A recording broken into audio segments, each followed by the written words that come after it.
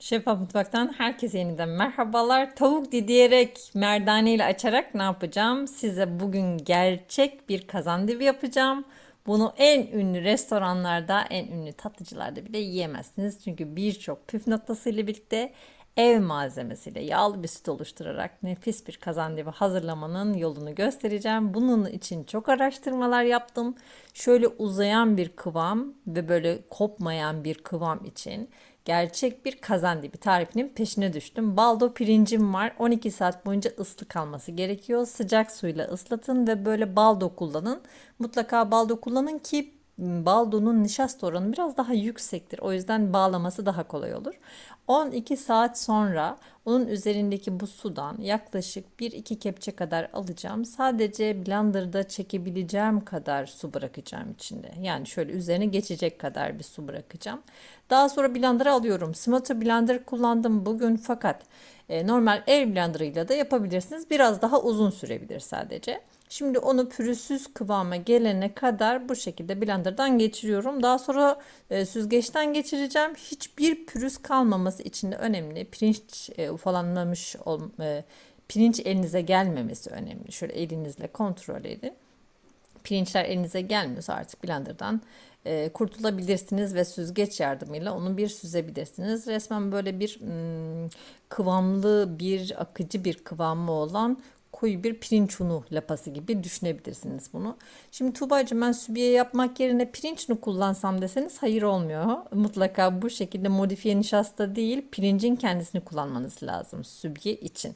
Şimdi bugün dedim ki gerçek bir kazandibi paylaşacağım. Bunun için yağlı manda sütü kullanıyorlar aslında. Ama ben şimdi manda sütünü nereden bulayım, siz nereden bulun değil mi? O yüzden sütü yağlandıracağız. Günlük süt kullanacağım. Öncelikle şekeri ilave ediyorum ve günlük sütümü, pişmiş olan günlük sütümü içine ilave ediyorum. Bakın kaymaklı bir süt. Yine yani yağsız sayılmaz. Ama bu şekilde süt bulamayanlar için hemen bir püf noktası paylaşacağım. Gördüğünüz üzere yağlı bir süt olan günlük sütümü içine ilave ettim. Ne var bunun içinde? Şeker var, süt var şu anda. Sübiye ilave ediyorum. Pirinç sübiyesini ilave ediyorum. Malzeme listesini açıklamalar kısmına yazacağım. Mutlaka oradan faydalanabilirsiniz. Şimdi böyle sübiyeyi de içine ilave ettikten sonra bunu gerçek tavukla yapacağız bugün. Evet, tavuk göğsünü kullanacağız. 2 tane damla sakızı atıyoruz. Hem kıvam için hem de bu aroma için. Bir tane şekerli vanilin. Şekerli vanilini ikiye de çıkartabilirsiniz. Ve kenara alıyorum bunu. Şimdi tavuğu dideleyeceğim. Tavuğu haşladım. Tavuğun bu antrikot kısmını kullandım. Yaklaşık 90 gram kadar yeterli geliyor. 90 ya da 100 gram kullanabilirsiniz. Bu şekilde önce çatalla didikliyorum. Şimdi tavuğun tavuk tadını atacağız. Bunu nasıl yapacağız? Önce biraz didikledikten sonra merdane ile bu tavuğu bir güzel eziyorum. Aslında içindeki öz suyunu çıkartıyorum bu merdane ile ezme işlemi esnasında. Sonra bunu soğuk suya atacağım. Soğuk suda güzelce yıkayacağım, böyle didik didik yıkayacağım. 1-2 dakika boyunca, hatta buzlu su da olabilir bu şoklamak adına. Güzelce yıkayacağım. Peki ben bunu daha önce, bundan 4-5 sene önce yine sübiyeli gerçek bir kazandibi tarifi vermiştim. Orada tavuk kullanmamıştım. Ne farkı var? İçinde tavuk olunca ne oluyor? Tavuk olmayınca ne oluyor? Gerçekten bunu yediğiniz zaman daha iyi anlıyorsunuz. Tavuklu olan kazandibinin o böyle aroması daha kuvvetli oluyor. Bu nasıl bir şeydir bilmiyorum. Tavuk tadı zaten içinde asla yok. Kimseyi inandıramazsınız bunu tavuk göğsüyle yaptım deseniz.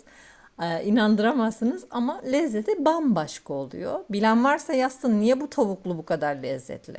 Şimdi gördüğünüz gibi süzgeçten geçirdim ve merdane ile tekrar ezeceğim. Tekrar soğuk suda yıkayacağım. Bu şekilde tavuğun o aromasından kurtulacağız. Lif lif böyle hali kalacak bizim elimizde. Tavuğun göğüs kısmından ya da dediğim gibi antrikot kısmından kullanabilirsiniz. Aman ha, but kısmını kullanmayın. Tavuk göğsü. Şimdi tavuk kazan dibinde kullanacağız bunu ama eğer altını yakmazsanız da tavuk göğsü tarifidir. Bunun da bilgisini vereyim. Şimdi tavuğu hazırladım. Şöyle hazırladığım tavuğu size bir göstereyim. Ne kadar böyle lime lime olduğunu. Resmen tavuktan eser kalmadı. Çilmik çilmik oldu derler annem. Aynı onun gibi oldu. Şimdi bunu kenara alıyorum. Muhallebiyi de ocağa alıyorum. Bir ısınması lazım sütün. Isındıktan sonra içine tavuğu ilave edeceğim. Şöyle ağır bir ateşte, yani harlı bir ateşte kaynatmaya başladım. Ve tavuğu biraz ısındıktan sonra süt içine alıyorum. Tavukla birlikte pişiriyorum. Sütün içinde ne var? Tekrar söylüyorum. 2 litre kadar sütümüz var. İçine sübye ilave ettik. 1,5 su bardağından elde ettiğimiz, pirinçten elde ettiğimiz sübye ilave ettik. 2 tane böyle büyük dişlerden damla sakızı. Bu damla sakızı çok güzel aroma ve kıvam veriyor. Varsa ilave edin mutlaka. Ya da damla sakızlı şekerli vanilinler var. Yoksa ondan da ilave edebilirsiniz. Vanilin ilave ettik, şeker ilave ettik. Ve ısındıktan sonra da tavuk göğüslerini, didelediğimiz tavuk göğüslerinin içine ilave ettik. Şimdi kazandibimiz oldu diyorsunuz değil mi? Birçok püf noktasıyla birlikte daha olmadı aslında. Şimdi kenara alacağım bunu. Kıvamı oldu, kenara alacağım. Tepsiyi yakmaya başlayacağım.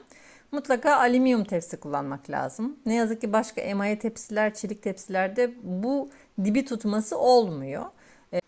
Tepsimin ölçüsü 30'a 40, 800 gramlık baklavalık tepsi. Şimdi tereyağıyla yağladım. Üzerine de pudra şekeriyle şöyle ince bir katman oluşturuyorum. Bu karamelize olmasını sağlıyor. Muhallebi ile tepsinin arasında güzel bir renk sağlıyor aynı zamanda. Şimdi gördüğünüz gibi altını yaktığım tepsimin üzerine muhallebiden birkaç kepçe, dibini kaplayacak kadar birkaç kepçe muhallebi ilave ediyorum. Şimdi bunu spatula yardımıyla yakacağız. Bu iş biraz sabır işi. Yaklaşık yarım saat kadar sürüyor ocağın başında. Çok harlı bir ateş olmayacak, orta bir ateş olacak. Çok güzel gezdireceksiniz. Altını sürekli kontrol edeceksiniz. İsterseniz bunu 2 ocakta, isterseniz büyük bir tek ocakta yapın. Böyle harlıyla başlayıp sonra kızarmaya başlayınca artık ağır ağır altının yanmaması için, yani iyice böyle yanmaması, yanık kokusu olmaması için artık böyle ocağın altını kısacaksınız ve o kısık ateşle birlikte rengini çevireceksiniz. Altının dibine tutturduk. Şimdi her yerini spatula ile kontrol ede ede yapıyoruz bu işlemi. Sonunda ne oluyor biliyor musunuz? Dibi tutuyor ama üzerindeki muhallebi tamamen suyunu kaybettiği için artık böyle muhallebi koyulaşıyor. İşte o koyu muhallebiyi alabildiğiniz kadar üzerinden en son esnada alın, altını kaldırmadan. Yan taraftaki tencerenin içine ilave edin. Bakın gördüğünüz halde bıraktım ben. Şöyle dibine kadar göstermek istiyorum. Bakın ne kadar güzel tutmuş ki finalde bunu bol bol sara sara göstereceğim size. Şimdi gelelim tencereye. Tencere kenarda biraz ılıdı. İçindeki muhallebi şöyle bakın tepsiden aktardıklarım da var. Biraz pütür pütür kabuk tuttu değil mi? Şimdi mikseri elimize alıyoruz ve o mükemmel uzayan kıvam için mikserden geçireceğiz. Sütü yağlandırmak için, sütü lezzetlendirmek için ise içine krema ilave edeceğiz. Mutlaka şöyle bir yarım paket kadar kremayı içine ilave edin. Hem rengi beyazlar, hem lezzeti, hem kıvamı bambaşka bir şeye dönüşür krema ile beraber. Tuğbacığım ben kremayı şimdi nereden bulayım derseniz hadi bakalım bir yemek kaşığı tereyağı ekleyin içine. O şekilde çırpın. Ama mutlaka krem olursa daha bir başka olur söyleyeyim. Şimdi tepsi sıcak. Altını yaktım tepsinin. Muhallebiyi öyle ilave ediyorum. Bu alttaki yanan tabakayla birlikte üstün bütünleşmesi için altını açın. Yani soğuk mermerde bütünleştirmeyin. Altını açın. Şöyle hafif hafif bir fıkladığını görün, böyle bir göz açtığını görün. Ondan sonra artık onu bir gece boyunca önce oda ısısında sonra da buzdolabında dinlendirmeye bırakabilirsiniz.